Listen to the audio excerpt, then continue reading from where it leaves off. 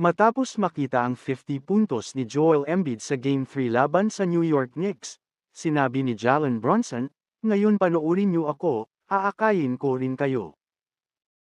Ang star player na point guard ay nagkaroon ng magandang laro sa Game 4, sa kanilang unang round playoff series ng Eastern Conference sa pagitan ng mga koponan, at itinala ang Knicks playoff record na 47 points kasama ang 10 assists sa panalo nilang 97-92. Nagtapos si Joel Embiid ng 27 points, 10 rebounds, 6 na assists at 2 blocks subalit naglaho sa dulo ng second half, dahil hindi pinahinga ng Sixers head coach na si Nick Nurse sa buong 24 minutes. Nagdagdag si Tyrese Maxey ng 23 points at 6 na rebounds, habang nagtala si Og Anunoby ng 16 points at 14 rebounds para sa Knicks. Ngunit ang pinakapansin ay ang naging performance ni Bronson, kung saan nagulat ang mga manunood at mga eksperto sa kanyang laro. Mas lalong impresibo ang performance ni Bronson kahit na may iniinda itong sakit sa kanyang tuhod. Pinahinga siya pang samantala para makapaghanda sa fourth quarter. Ngunit bumalik siya at ipinagpatuloy ang pagdala sa opensa ng New York.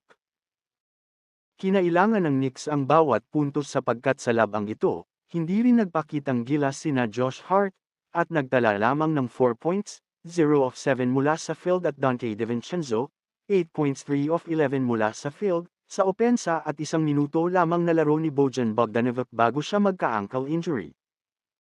Tiyak na maraming pag-uusapan ang laro na ito sa susunod, kasama na rito ang desisyong hindi ipinahinga si Embiid sa buong laro na naging pinakamalaking storyline ng Sixers.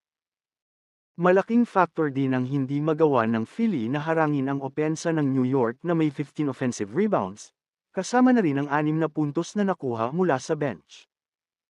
Ang officiating ay patuloy na pinag-uusapan para sa parehong mga koponan, at ngayon ang Knicks ay nasa papalapit na posisyon na alisin ng Sixers.